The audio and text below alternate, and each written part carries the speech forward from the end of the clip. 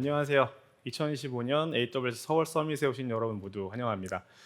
저는 AWS 솔루션스 아키텍트로 근무하고 있는 정영민입니다. 금일 저는 AWS에서 많은 고객들의 클라우드 전이를 성공적으로 이끈 안효빈 솔루션스 아키텍트와 함께 생성형 AI의 관측성에 대해서 살펴보려고 합니다. 본 세션은 다음과 같은 차례로 진행됩니다. 첫 번째는 생성형 AI를 운영 환경에서 제대로 구현하기 어려운 이유를 살펴보고, 그 다음은 생성형 AI 플랫폼의 각 구성 요소와 이를 잘 관찰하기 위해 고려해야 하는 사항들을 알아보겠습니다.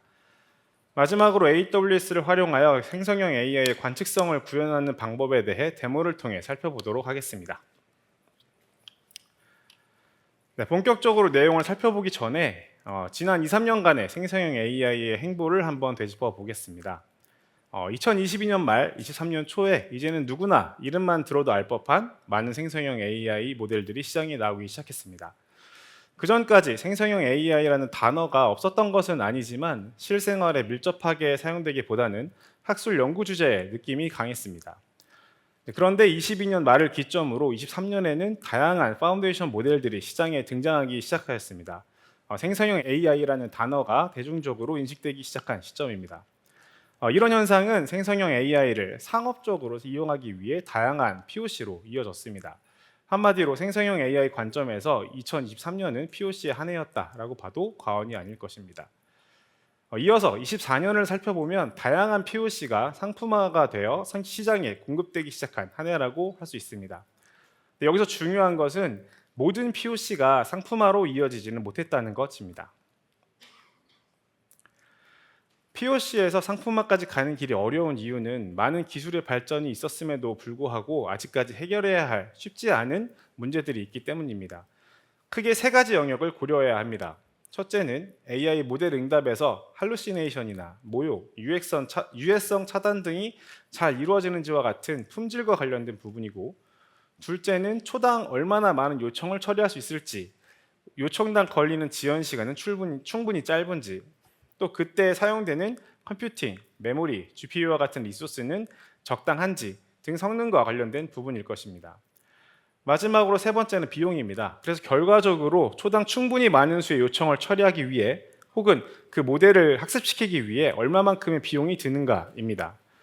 오늘 세션에서는 관측성 관점에서 위 세 가지 주제를 접근해 보려고 합니다. 먼저 생성형 AI 플랫폼을 구축한다라고 가정하고 한번 상상을 해보시죠. 어떤 구성 요소들을 떠올려야 될까요?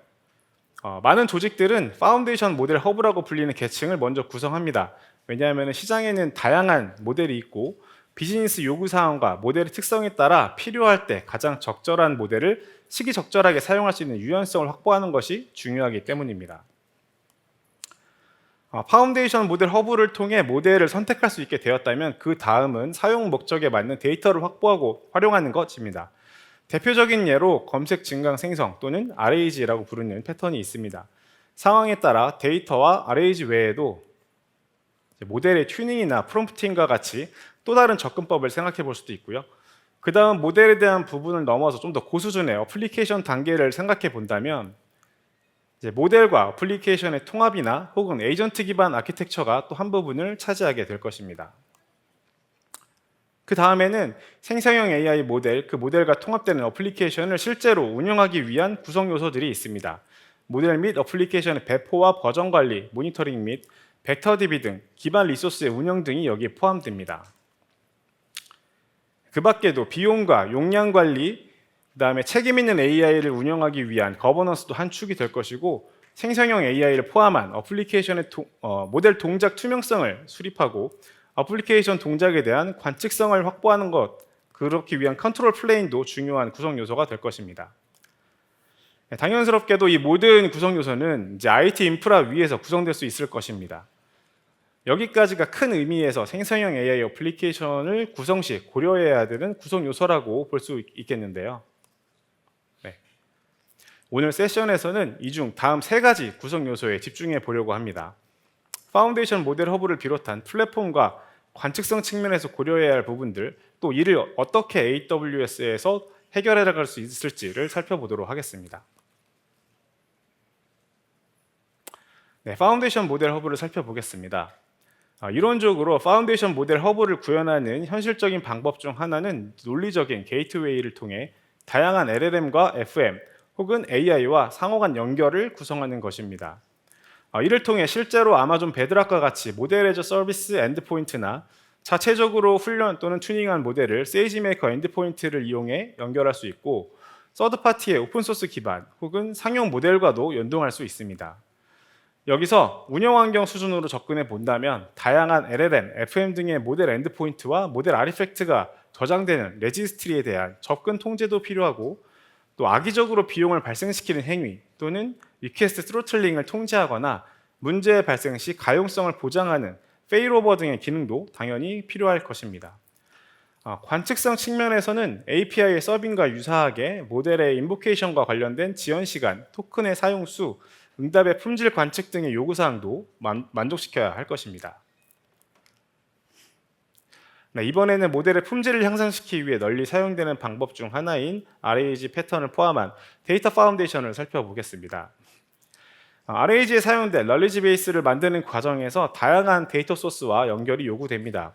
세일즈포스와 같이 특정 형태로 데이터를 추출할 수 있는 서드파티 시스템이나 어플리케이션의 로그처럼 별도 ETL 작업을 통해 데이터를 추출하는 상황도 있겠습니다. 이렇게 수집된 데이터는 적절한 크기로 잘라서 인베딩 모델을 통해 벡터 스토어에 저장하여 어플리케이션을 통해 입력된 사용자의 질의를 그 적절한 응답으로 찾도록, 질의에 대한 적절한 응답을 찾도록 구성하게 됩니다. 운영 환경에서 이러한 일련의 작업을 수행한다라고 해보면 데이터를 인베딩하는 과정의 대부분은 이제 사용자의 질의를 처리하기 위한 온라인이 아니라 오프라인에서 이루어진다고 볼 수 있는데요. 그렇다 하더라도 시스템의 전체적인 품질 확보를 위해 ETL 작업의 진행 상황과 결과, 오류의 유무, 인베딩 모델과 벡터 스토어의 설정 및 성능 관리 등 다양한 관점에서 가용성을 확보하려는 노력이 필요합니다. 이럴 때 아마존 베드락 널리지 베이스와 가드레일스가 여러분의 관리 비용을 줄이는 데 도움이 될 수 있습니다. 베드락 널리지 베이스는 AWS의 완전 관리형 서비스로서 기존 ETL 파이프라인 및 서드파티 시스템과의 통합 과정을 간소화하고 벡터DB 등 백엔드 시스템의 관리 부담을 제거해 줍니다. 또 아마존 베드락 가드레일스는 다양한 언어에 대하여 유해성 필터링을 제공하고 있으며 악의적인 프롬프팅을 통한 AI 모델의 탈옥 시도를 막을 수 있습니다. 또한 주제를 벗어난 대화를 차단하고 컨텍스트 그라운딩을 활성화해서 할루시네이션의 발생을 최소화할 수 있습니다. 덧붙여서 가드레일스는 베드락의 완전 관리형 널리지 베이스가 아닌 직접 구성한 RAG와도 스탠드얼론으로 연동 구성이 가능합니다. 여기서 관측 가능한 품질은 어떤 것들이 있을까요? 널리지 베이스에 포함된 문서들은 아마도 전체 시스템이 운영 환경에 배포되기 전에 이미 인덱싱이나 청킹 등 사전에 필요한 작업들이 이미 완료된 상태일 것입니다. 관측성 측면에서는 사용자의 질의에 어떤 청크가 사용되었는지, 또 그것이 문맥적으로 적절하였는지를 볼 수 있어야 하고요. LLM이 생성한 응답이 적절한지를 관측할 수 있어야 합니다.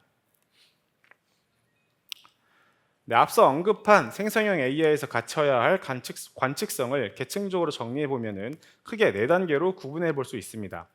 첫 번째는 일반적인 IT 도메인에서 보편적으로 가져가는 에러 응답, 지연 시간, 리소스 사용량 등 컴포넌트 단위 지표입니다. 두 번째는 생성형 AI 어플리케이션에서 모델 단독으로 사용하는 경우보다 RAG 또는 에이전트 아키텍처를 구성하는 경우도 많기 때문에 오케스트레이션 계층의 관측성도 고려해야 됩니다. 각 구성 요소 간 트레이스 정보 등이 여기에 해당합니다. 세 번째 단계는 조금 더 고차원적인 생성형 AI와 연관된 지표들이 있을 수 있습니다. 예를 들어 가드레일의 개입이나 RAG에서 인베딩 시 발생할 수 있는 드리프트의 탐지 등이 여기에 해당합니다. 마지막 4번째는 생성형 AI의 응답에 대한 최종 사용자의 경험과 관련된 지표들이 여기에 포함될 것입니다. 자, 그러면은 이제부터 관측성에 대해 조금 더 자세한 정보들을 확인해 보겠습니다. 시스템의 관측성을 얻기 위해서는 크게 로그와 매트릭, 트레이싱과 같은 3가지 요소의 구현을 생각해야 됩니다. AWS에서는 아마존 클라우드 와치를 통해 위 3가지 요소들을 완전 관리용 서비스로 고객 여러분들에게 제공하고 있습니다. 클라우드 와치는 월 평균 20경의 매트릭과 13 엑사바이트의 로그, 4,550억 건의 트레이스를 저장하고 처리합니다. 완전 관리형이기 때문에 사용되는 매트릭, 로그, 트레이스와 같은 텔레메트리 정보를 저장하는 데 있어서 클라우드와치 자체의 가용성, 용량 산정이나 클라우드와치가 이제 죽거나 혹은 다시 살리거나 이러한 오퍼레이셔널 코스트를 추가적으로 부담하실 필요가 없습니다. 로그와 매트릭, 트레이싱이 중요하다는 것은 이제 이해를 했는데, 그렇다면 이 로그, 매트릭, 트레이싱이 생성형 AI 도메인으로 들어온다면 어떤 정보를 포함하게 될까요? 예를 들면 로그에서는 생성형 AI 시스템으로 주입된 질문과 그에 대한 응답을 살펴볼 수 있어야 되고, 프롬프트 응답의 지연 시간 추이와 같은 정보가 지표로 표시되어야 하며, 트레이싱에서는 분산 RAG 환경에서 각 구간별 소모된 시간이나 병목 지점의 발생 유무, 병목이 발생했다면 해당 요청에 대한 응답 코드 등을 파악할 수 있어야 할 것입니다. 이러한 정보들을 클라우드와치를 통해 확인하실 수 있습니다. 네, 클라우드와치는 현재 화면에 표시된 것처럼 다양한 기능을 제공하고 있는데요. 본 장표에서 제가 클라우드와치의 모든 새로운 기능을 다 소개하지는 않겠습니다. 다만 한 가지, 클라우드와치는 처음 서비스가 공개된 이후에 이제 고객의 필요에 맞춰 다양한 기능과 엔드투엔드 관측성을 지원하기 위해 노력해왔고, 이제 더 이상 예전에 밴디드 매트릭만 제공하던 클라우드와치가 아니라는 점입니다. 생성형 AI의 관측성을 위해서 활용 가능한 다양한 기능들이 준비되어 있습니다. 네. 자, 이제 앞서 언급한 생성형 AI 어플리케이션의 관측성 확보를 위한 4가지 계층에서 첫 번째, 컴포넌트 단위 지표를 어떻게 클라우드와치에서 제공하는지를 살펴보도록 하겠습니다. 네, 많은 AWS 관리형 서비스가 사용자의 관측성 확보를 위해서 다양한 지표를 클라우드와치에 제공하고 있는데요. 일부 서비스는 로그와 트레이스 정보도 함께 제공합니다. 많은 고객분들이 이미 알고 계신 것처럼 AWS 관리형 서비스가 클라우드와치로 전달하는 기본 제공 지표들은 모두 무료이며 자동으로 수집이 됩니다. 여러분의 생성형 AI 어플리케이션이 만약 아마존의 오픈서치나 다이나모DB, 베드락과 같은 서비스와 함께 구성이 된다면 클라우드와치에서 간편하게 연관된 지표들, 예를 들어서 모듈의 지연 시간, 오류 응답의 수, 리소스 사용률 등을 모두 쉽게 확인하실 수 있습니다. 네, 오늘 발표에서 이 장표는 꼭 북마크에 추가해 두시거나 사진을 찍어 두시기를 권장을 드립니다. 제가 솔루션스 아키텍트 역할을 수행하면서 다양한 고객들에게 공통적으로 드는 질문 중에 하나가 그래서 어떤 지표를 봐야 하는가라는 질문입니다. 해당 페이지는 각 AWS 서비스들이 제공하는 밴디드 지표 정보를 제공하고 있고, 특히 우측 3개의 QR코드를 꼭 참고해 주시기 바랍니다. 이 페이지는 여러분들의 생성형 AI 관련 서비스뿐만 아니라 어떤 새로운 서비스가 AWS에 추가되거나 혹은 기존에 사용하지 않던 AWS 서비스를 이용해서 여러분들의 어플리케이션을 구축하려 한다면 그 서비스에서 무엇을 관찰해야 할지를 가늠하기 위해 방문해야 될 첫 번째 페이지입니다. 네, 그 다음 살펴볼 클라우드와치 지표의 특징 중 하나는 이제 디멘전인데요. 클라우드와치 지표, 즉 매트릭을 이해하는 데 가장 중요한 개념 중 하나가 바로 차원 또는 저희가 디멘전이라고 부르는 개념입니다. 디멘전은 하나의 매트릭 엔티티를 그룹핑하는 키밸류 식별자라고 볼 수 있습니다. 여러분들이 베드락에서 제공되는 여러 모델을 사용하는 어플리케이션을 구성한다라고 가정을 해보면 1차적으로는 시스템 전체로 들어오는 인보케이션의 수 혹은 전체 관점에서의 레이턴시 혹은 토큰의 사용량 등이 궁금하실 수 있습니다. 여기서 한 단계만 더 나아가면은 그래서 여러 모델 중에 어떤 모델이 많이 호출되었고 그때의 토큰 사용량과 응답 속도는 충분히 빠른지 등이 더 유의미한 정보가 될 수 있을 겁니다. 이때 디멘전을 이용해서 이러한 유의미한 통계를 만들어내고 시각화해서 운영에 활용할 수 있습니다. 네, 클라우드와치를 고급으로 활용하기 위한 첫 단계가 디멘전에 이하였다면 이제 복합 경보, 컴포짓 알람은 실제 운영 환경에서 가장 필요한 기능 중 하나라고 감히 단언할 수 있습니다. 예를 들어서 내가 어떤 서비스를 운영한다라고 했을 때 가장 경계해야 되는 것 중 하나가 바로 운영자의 피로도입니다. 시스템을 운영하는 관점에서 알람에 대한 피로도라는 것은 이제 너무 자주 동시다발적으로 알람이 울리는 경우에 처음에는 이제 운영자도 적극적으로 무슨 일이 발생했는지 시스템을 들여다보고 무슨 알람이 발생했는지를 찾아보지만 이제 경험적으로 발생한 많은 알람 중에 정말 중요한 정보를 담고 있는 정말 비즈니스에 크리티컬한 알람은 빈번하게 발생하지 않는다라는 것을 경험하게 되는 순간 이제 운영자는 알람이 울려도 알람을 보지 않게 되는 상황에 빠질 수 있습니다. 컴포짓 알람, 복합 경보는 최대 100개의 단일 알람들을 AND 또는 OR 조건으로 통합해서 하나의 알람으로 정의할 수가 있습니다. 예를 들어서 다양한 모델을 서빙하는 경우에 각 모델별로 에러 응답의 추이나 지연 시간, 토큰 리밋 등을 알람으로 등록을 하셨다면 만약에 어떤 특정 모델에 문제가 생긴다라고 했을 때 지연 시간과 실패율 이런 알람들이 동시다발적으로 발생할 수가 있습니다. 이런 경우에 이런 것들을 모델 단위로 컴포짓 알람으로 등록을 통합을 하신다면 하나의 알람에서 특정 모델의 문제가 발생했다라는 명확한 컨텍스트를 얻을 수 있고 담당자의 MTTD, 즉 문제를 파악하는 데 걸리는 시간을 줄이는 데 도움이 될 것입니다. 네, 베드락을 사용하는 경우에 앞서 설명드렸던 기본 제공 지표와 함께 화면에 보이는 로그 기능을 활성화하실 것을 권장드립니다. 보시는 것처럼 AWS 콘솔의 GUI를 통해서 1, 2분 만에 완료할 수 있는 매우 간편한 구성 경험을 제공하고 있습니다. 설정하는 로그는 이제 화면에 나오는 것처럼 S3와 클라우드와치 로그스로 각각 혹은 동시에 양쪽으로 전달을 할 수 있습니다. 클라우드와치 로그로 만약에 로그를 수집하기로 결정을 하셨다면 이제 고객은 로그 인사이트에서 기본적인 로그 검색과 더불어 빌트인 ML 모델이 자동으로 수집된 다량의 로그의 패턴을 분석해서 어떤 패턴의 로그가 얼만큼의 비율로 발생하고 있는지, 시간이 변함에 따라 그 패턴이 추이가 어떻게 바뀌는지에 대한 인사이트를 쉽게 가져가실 수가 있습니다. 자세한 사용 경험은 금일 이후 진행되는 데모에서 확인해 보실 수 있습니다. 자, 이제 첫 번째 데모를 보여드릴 텐데요. 데모를 구성하고 있는 샘플 어플리케이션에 대해서 먼저 소개를 해드리겠습니다. 데모는 간단한 파이썬 기반 어플리케이션이고 스트림릿을 이용해 프론트엔드를 구성했습니다. 데모 앱에서는 베드락에서 제공되는 클로드 모델을 사용하였는데 연동을 위해서 직접 베드락 API를 호출하지 않고 랭체인을 사용하였습니다. 추가로 관측성 확보를 위해서 오픈 텔레메트리를 이용해 텔레메트리 데이터를 생성하고 클라우드와치 에이전트를 통해서 클라우드와치로 해당 텔레메트리 정보를 전송하는 이런 구성입니다. 네, 데모 영상에서 상세한 워크플로우를 보실 텐데요. 코드 레벨로 간략하게 베드락을 사용하기 위한 부분을 살펴보면 옆에 보이는 이 화면이 전부입니다. 코드에서 붉은색으로 표기된 부분을 보시면 챗 베드락 오브젝트를 만들고 베드락 런타임과 모델 ID 그리고 모델의 간단한 아규먼트 정보를 생성하는 것을 전달하는 것을 볼 수 있습니다. 네, 다음으로 스트림릿을 보시면은 30여 줄의 짧은 길이의 코드로 간단한 웹앱을 작성한 것을 확인할 수 있습니다. 네. 자, 데모를 보시겠습니다. 네, 보시는 것처럼 스트림릿으로 구성된 이제 웹앱이 보이고요. 첫 번째 질문으로 프롬프트에다가 클라우드와치가 어떤 것인지 간단한 패러그래프를 작성해달라라고 요청을 했고요. 네, 그래서 이제 모델이 응답을 해주면 응답을 받은 뒤 두 번째 질문으로 그 다음에 비슷하게 베드락에 대한 설명을 동일하게 질의를 합니다.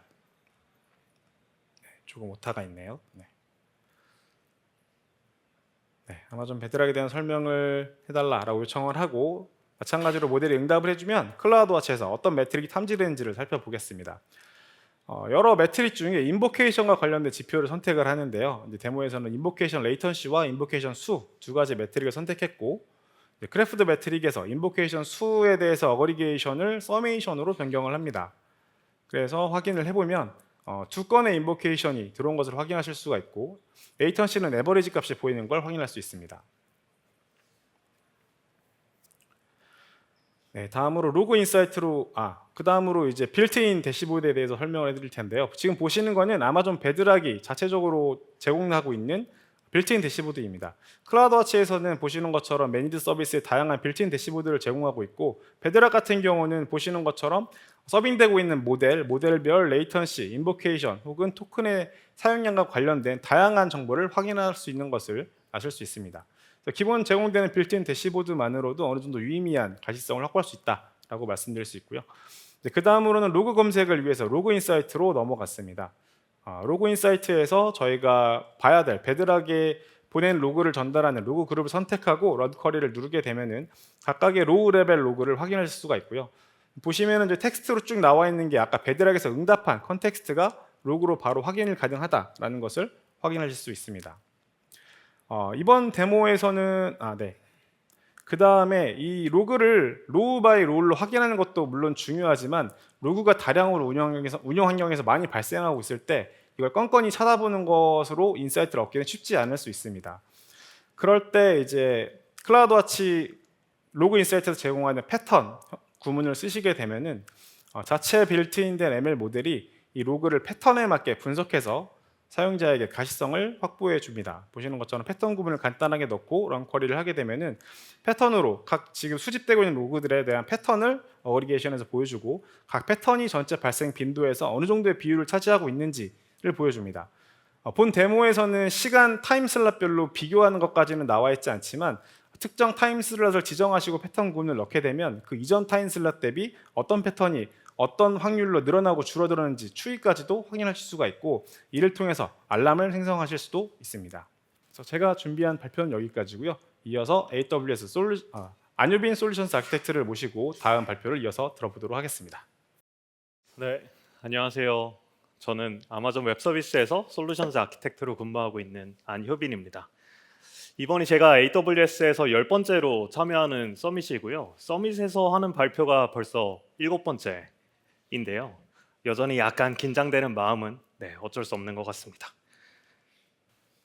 앞서 영민님께서 생성형 AI의 구성 요소와 이에 대한 관측성을 확보하기 위한 주요한 내용들을 화면에 보시는 4가지 계층으로 구분해서 설명을 해주셨습니다. 이렇게 계층적으로 접근하는 것은 생성형 AI의 복잡성과 불확실성을 관리하고 이제 신뢰성이나 투명성을 확보하는데 핵심적인 역할을 하게 됩니다. 지금부터는 앞서 살펴본 지표에 이어서 트레이스부터 이어가 보겠습니다. AI 워크플로우의 과정을 추적하는 것은 여러 서비스와 모델을 거치게 되는 생성형 AI의 특성상 필수적이라고 생각이 됩니다. 추적, 트레이스 같은 경우는 이미 마이크로 서비스로 많은 시스템을 운영하는 고객분들이 늘어나면서 이미 많이들 익숙하신 개념일 거라고 생각이 되는데요. 그래도 다시 한번 이제 개념을 리마인드 해보겠습니다. 트레이스라고 하면은 시스템 내에서 하나의 요청이 여러 서비스나 컴포넌트를 거치며 처리되는 전체 어떤 흐름을 추적하는 데이터를 이야기합니다.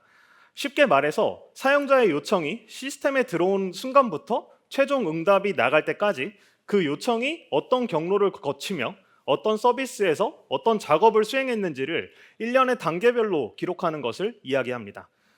일반적인 애플리케이션에서도 사용자의 요청이 이런 식으로 특정 서비스를 호출하게 되는데요. 단일 서비스에 대한 호출에서 끝나지 않고 다양한 에이전트, 이제 외부 API나 데이터베이스 등 여러 컴포넌트들을 순차적으로 혹은 병렬적으로 이제 호출하게 됩니다. 화면에서는 모두 HTTP 요청으로 이루어졌는데 이러한 일련의 과정 전체를 이제 트레이스 데이터로 볼 수 있습니다. 이때 트레이스는 각 단계별로 스팬이라는 단위로 세분화가 되어서 이제 기록이 되게 되는데 각 스팬은 해당 단계에서 수행된 시간이나 수행된 작업이 어떤 거였고 소요된 시간은 어느 정도였고 그리고 오류가 발생했는지에 대한 여부 등을 상세하게 담고 있습니다. 이러한 스팬들이 하나의 트레이스 아이디로 연결이 되게 되는데 트레이스 아이디는 요청 흐름 전체를 식별할 수 있는 고유한 값으로 각 서비스가 생성하는 개별 스팬들이 모두 동일한 트레이스 아이디를 공유함으로써 하나의 큰 트레이스, 즉 요청의 전체 흐름을 완성을 하게 됩니다. 각각의 스팬 역시도 고유한 아이디를 갖게 되고요. 이전 단계의 스팬 아이디를 패런트 아이디로 기록을 합니다. 이 두 가지를 합쳐서 트레이스 컨텍스트라고 부르는데 요청의 계보를 추적할 수 있는 정보가 포함되어 있다고 이해해 주시면 되겠습니다. 이러한 트레이스 컨텍스트 전파를 통해서 우리는 하나의 요청이 시스템 내에서 어떻게 처리되는지, 어느 구간에서 지연이나 오류가 발생했는지, 그리고 각 서비스 간의 상호작용은 이제 어떤 식으로 이루어지는지 이 구조를 한눈에 파악하는 게 가능하게 됩니다. 즉 트레이스 전파 같은 경우는 단일 서비스가 아니라 전체 분산 시스템의 동작을 투명하게 관찰하고 장애 원인을 신속하게 파악하고 이제 성능 병목 구간을 이제 신속하게 파악하고 최적화하는 데 필수적인 역할을 하게 됩니다. 실제로 AWS에서 제공하는 엑스레이와 같은 도구는 이러한 트레이스 정보를 시각화해서 각 서비스의 연결 관계와 처리 시간, 오류 발생 지점 등을 실시간으로 분석할 수 있도록 지원을 하고 있습니다. 이러한 트레이스가 저희가 현재 보고 있는 데모에서는 어떻게 동작하는지를 한번 살펴보겠습니다.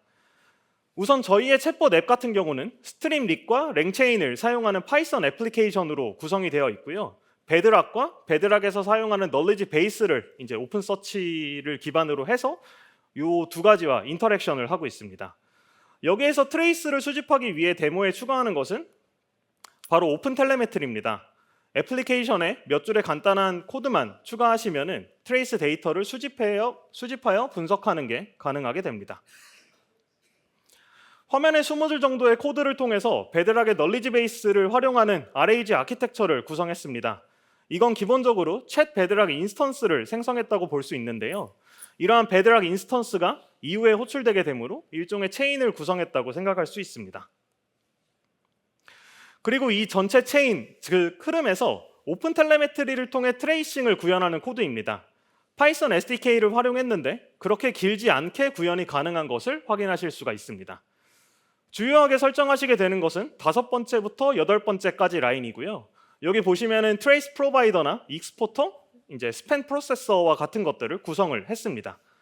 그리고 아래쪽에는 전체 애플리케이션에서 해당 트레이스 프로바이더를 사용을 하고 이제 보트 코어랑 HTTP 리퀘스트 라이브러리에서도 이를 적용해서 모든 요청들이 자동으로 트레이싱 되도록 구성을 했습니다. 그리고 스팬을 생성을 해주게 됩니다. 이번 장표에서 설정한 것처럼 스팬을 계층적으로 구성하는 것은 서비스의 주요 흐름과 각 단계의 세부 정보를 시각화하고 분석하는 데 많은 도움을 줄 수 있습니다. 우선 챗봇 앱이라는 이름으로 부모 스팬을 생성을 합니다. 부모 스팬의 경우는 전체 챗봇 애플리케이션의 주요한 작업 단위가 될 것입니다. 그리고 셋업 랭체인이라는 이름으로 자식 스팬을 생성을 합니다. 이렇게 부모 자식 관계로 스팬을 구성을 하시게 되면은 랭체인 설정 과정이 챗봇 전체 작업의 하위 단위로 트레이싱에 기록이 되게 될 거고요. 이후 데모에서 실제 클라우드 워치에서 이러한 설정이 어떻게 표현되는지를 확인해 보도록 하겠습니다. 그리고 각 스팬에는 메타데이터를 추가할 수 있습니다. 랭체인 인보크라는 새로운 스팬을 생성해서 프롬프트 실행 과정을 추적을 하겠습니다. 이후에 다음과 같이 스팬에도 메타데이터를 추가할 수 있습니다. 이번 데모에서는 모델 아이디와 프롬프트 내용을 키로 저장을 하고 있습니다. 이렇게 구성하시게 되면은 추후에 트레이스 데이터를 조회할 때 어떤 모델이 사용됐고 어떤 프롬프트가 입력되었는지를 쉽게 확인하실 수가 있습니다. 이렇게 메타데이터를 설정하시게 되면 나중에 모니터링을 하시거나 문제 분석을 하실 때 요청의 맥락 자체를 조금 쉽게 파악할 수 있다는 이점이 있습니다. 지금부터 데모 살펴보겠습니다. 우선 널리지 베이스를 먼저 구성을 해줄 거고요. 베드락에서 제공하는 기능이기 때문에 베드락 서비스에서 널리지 베이스를 구성하실 수가 있습니다. 네, 좌측에 널리지 베이스 메뉴로 이동을 하게 되면은 지금 하나 구성 중에 있는데요. 이렇게 쉽게 구성을 하시게 되면 내부에는 오픈 서치 서버리스 서비스를 이용해서 구성이 되게 됩니다. 그리고 데이터를 저장할 S3 경로 역시도 하나 설정을 해주게 됩니다.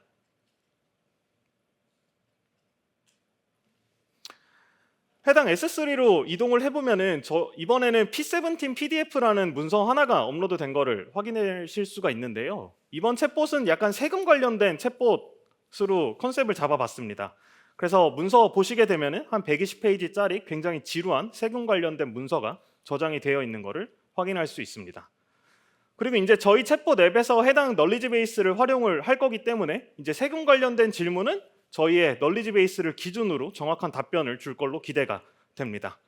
그래서 세금하면은 떠오르는 첫 번째 질문이 이제 절세를 어떻게 할 건지에 대한 질문일 것 같은데요. 그래서 이제 세금 절세할 수 있는 방법에 대해서 물어보면 저희가 각 업로드 해둔 문서에 따라서 답변이 이루어지게 됩니다. 그리고 좀 구체적으로 뭐 절세가 얼마나 될지에 대한 질문도 한번 해보겠습니다.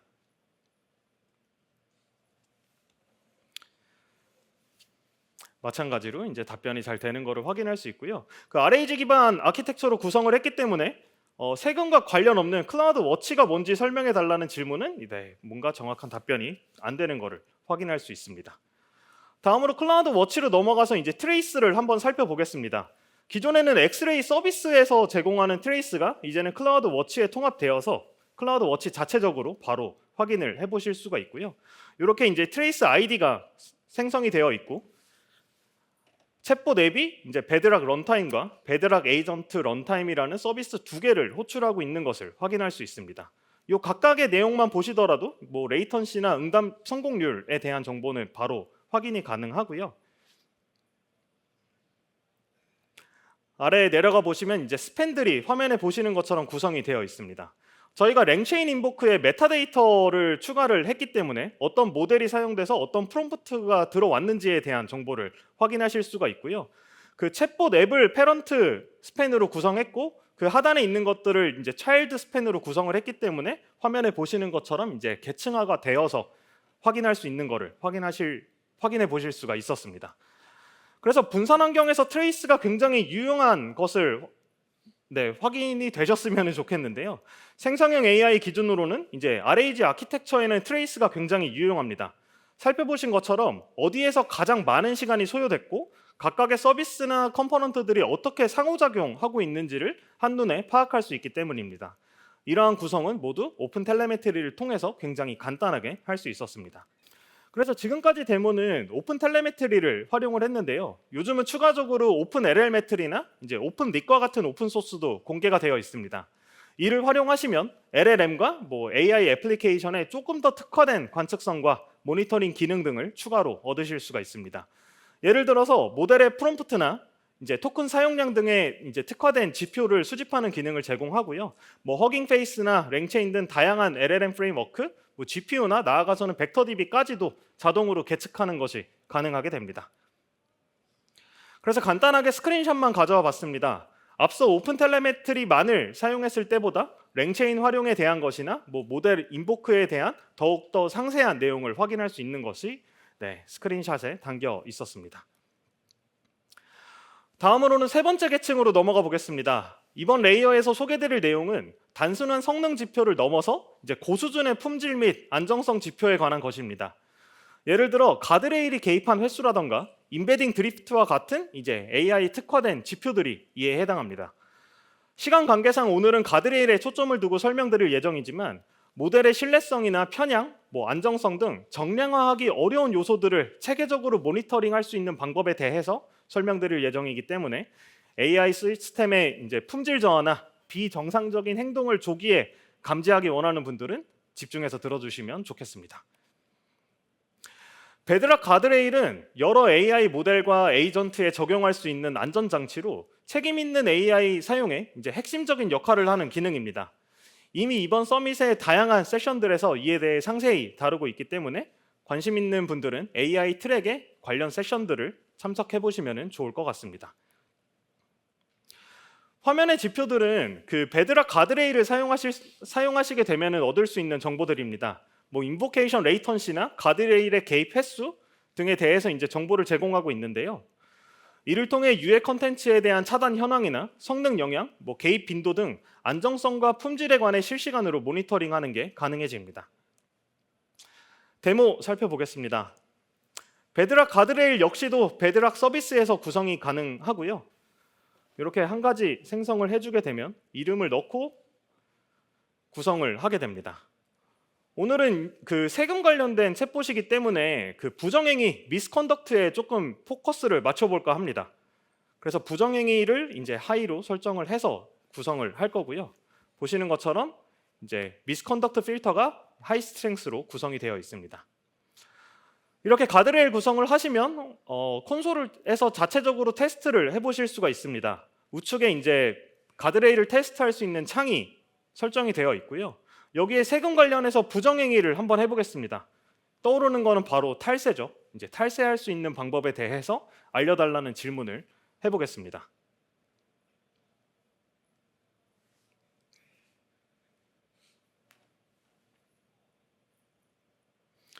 콘솔에서 테스트할 때는 이제 어떤 모델에 대해서 테스트할지를 선택을 해줘야 되고요.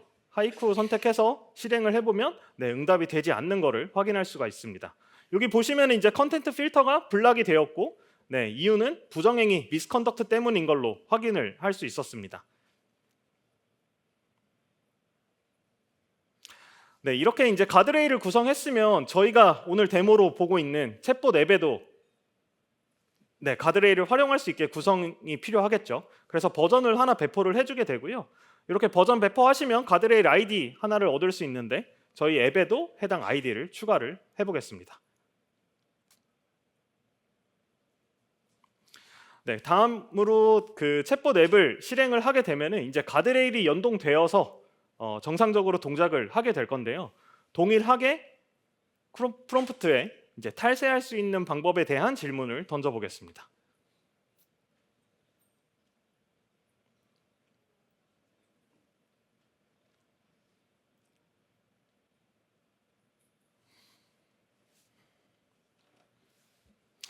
보시는 것처럼 네, 미스컨덕트 발생해서 답변이 블락이 되었습니다.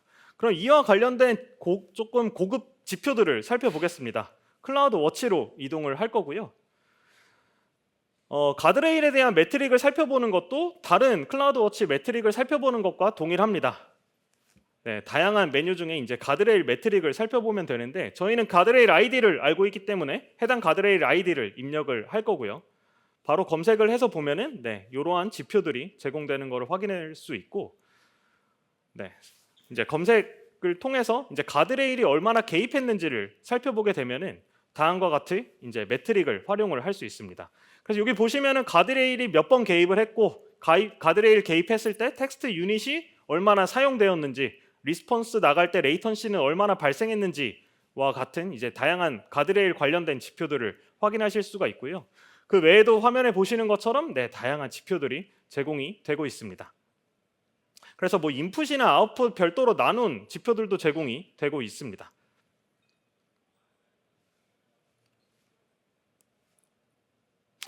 마지막으로 네 번째 계층입니다. 여기에서는 최종 사용자의 피드백과 경험을 수집하고 분석을 하게 될 건데요. 가령 좋아요, 싫어요 개수 같은 정보나 텍스트 피드백 등 실제 나의 서비스를 개선할 수 있는 데이터를 기반으로 하게 될 것입니다. 어떻게 보면 가장 중요한 레이어인데요. 이러한 정보를 바탕으로 실제 시스템이 비즈니스 목표와 사용자 기대에 부합하고 있는지를 확인할 수가 있고요. 또한 효과와 개선점을 파악하는 데도 네, 큰 도움을 줄 것입니다. 클라우드 워치에서 제공하는 기능 중에 많이 알려지지는 않았지만 인베디드 매트릭 포맷이라고 하는 기능이 있습니다. 줄여서 EMF라고 부릅니다. 이 기능 같은 경우는 로그 메시지 안에 제이슨 형식으로 그 지표 정보를 기록을 하시게 되면은 클라우드 워치가 로그에서 지표를 자동으로 추출해주는 기능입니다. 별도의 지표 전송 없이도 이제 로그만 잘 남기시면은 클라우드 워치를 통해서 실시간으로 지표를 시각화하고 뭐 알람을 설정하는 것까지도 가능한 꽤 유용한 기능입니다. 모든 텔레메트리를 EMF 포맷의 로그로만 남기시게 되면은 지표와 로그가 연동되어서 지표 기반으로 로그를 분석하시거나 로그 기반으로 이제 지표를 조회하는 등의 기능이 가능하게 됩니다. 뒤에서 살펴볼 데모는 사용자에게 피드백을 물어볼 거고요. 뭐 좋아요, 싫어요로 답을 해주면은 사용자 반응에 따라서 알람을 생성해보는 내용을 포함하고 있습니다. 그래서 클라우드워치 EMF를 구성하시는 것은 이제 스트럭처드 로그를 게시하는 것과 굉장히 유사합니다. 화면에 보시는 것처럼 프로덕션 환경에서 운영 중인 챗봇 서비스에 서비스 명이랑 태스크 등에 대한 다양한 정보가 포함되어 있는 텔레메트리를 원본 그대로 클라우드워치 로그로 저장을 합니다. 그리고 이를 사용자가 구조화한 형태에 따라서 이제 필요한 정보들이 네, 가장 우측에 보시는 것처럼 이제 지표화가 되게 될 것입니다. 이를 실제 구축하는 것은 화면과 같습니다. 우선 좌측에서 보시는 것 같이 언더바 AWS 하단에 그 매트릭으로 지표 정보가 제이슨 형태로 로그에 담겨 있고요. 그리고 우측의 코드는 이렇게 만든 제이슨 로그를 클라우드워치 로그로 전송을 하는데 클라우드워치는 이 로그에서 지표 정보를 자동으로 추출해서 확인할 수 있게 해줍니다. 관련해서 마지막 데모 살펴보겠습니다. 챗봇 앱 저희 좌측에 보시면은 그 피드백을 제공할 수 있는 메뉴가 있었고요. 여기에 간단하게 피드백을 작성을 해서 좋아요 버튼과 함께 서밋을 해주면은 클라우드워치 로그로 전송이 되게 될 것입니다. 그래서 해당 클라우드워치에서 그 피드백 관련된 로그를 분석해 보게 되면은 네, 런커리를 해서 로그를 살펴보면 다음과 같이 그냥 제이슨 형태로 로그가 저장된 거를 확인할 수 있는데요. 그 중간에 이제 매트릭으로 센티먼트에 대해서 좋아요 싫어요가 제이슨 형태로 이제 기록이 된 거를 확인하실 수가 있고요. 요게 바로 클라우드워치 매트릭을 통해서 확인이 가능합니다. 그래서 다른 매트릭들과 동일하게 클라우드워치 매트릭에서 저희가 로그로 전달한 센티먼트가 이제 매트릭으로 시각적으로 표현이 되고 있고요. 이것에 대한 알람을 설정할 수가 있습니다. 실제로 그 서비스 이용하실 때 피드백이 좋은 사람이 많은지 싫은 사람이 많은지가 중요할 것 같은데요. 저희 챗봇 앱 같은 경우도 이제 95% 이상의 좋아요가 발생하지 않으면, 좋아요 수가 떨어지면은 이제 알람을 받는 구성을 하겠습니다. 그래서 인계값은 0.95를 입력을 하고요. 현재는 정상 상태일 것입니다. 그리고 하단에 어디셔널 컨피그레이션 부분에 보면은 클라우드 워치에 매트릭이 더 이상 들어오지 않는 경우에 이를 상태가 좋다고 생각할지 나쁘다고 생각할지에 대한 옵션을 상세하게 설정하실 수가 있습니다. 이후에는 이제 SNS 하나 연동을 해서 뭐 이메일로 알람을 받거나 이제 슬랙으로 메시지를 받는 등의 구성이 가능하게 됩니다. 이렇게 알람까지 구성을 했고요. 해당 알람 들어가서 조회해 보게 되면은 저희가 그 이용자가 별로 없다 보니까 피드백이 한 건 그냥 좋아요 따봉이 선택돼서 왔죠. 그렇기 때문에 현재는 이제 정상 상태로 표현이 되고 있습니다. 마무리하겠습니다. 이번 세션에서는 생성형 AI 환경에서의 관측성을 4개의 계층으로 구분해서 더 깊게 확보할 수 있는 방안에 대해서 알아봤습니다. 첫째로 AWS 베드락과 같은 서비스에서 기본적으로 제공하고 있는 지표나 응답 결과, 지연 시간과 같은 정보를 수집하시기만 하더라도 관측성의 첫 단계를 시작할 수가 있고요. 둘째로 이러한 시스템을 오케스트레이션 계층의 관측성까지 확장한다면 트레이스 정보를 바탕으로 이제 RAG나 에이전트 기반의 아키텍처에서 각각의 요소들이 어떻게 동작하는지 더 상세하게 알아볼 수 있습니다. 베드락 가드레일과 같은 기능을 사용할 때 이에 따른 고급 지표를 도입해서 서비스의 신뢰성과 품질을 한층 높일 수 있을 것 같습니다. 마지막으로 그 사용자 피드백을 분석을 했습니다. 이렇게 실제 서비스를 이용하는 그 고객들의 피드백을 분석함으로써 내 서비스를 조금 더 비즈니스 밀접하게 발전을 시켜나갈 수 있을 것입니다. 마지막으로 참고 자료입니다. 오늘 세션에서 설명드린 4계층을 그 4계층과 순서대로 관련이 있는 자료이기 때문에 관심 있는 분들은 QR코드 조회해서 유용한 정보 얻어가시기를 바라겠습니다. 저희 세션을 마지막까지 들어주셔서 감사합니다.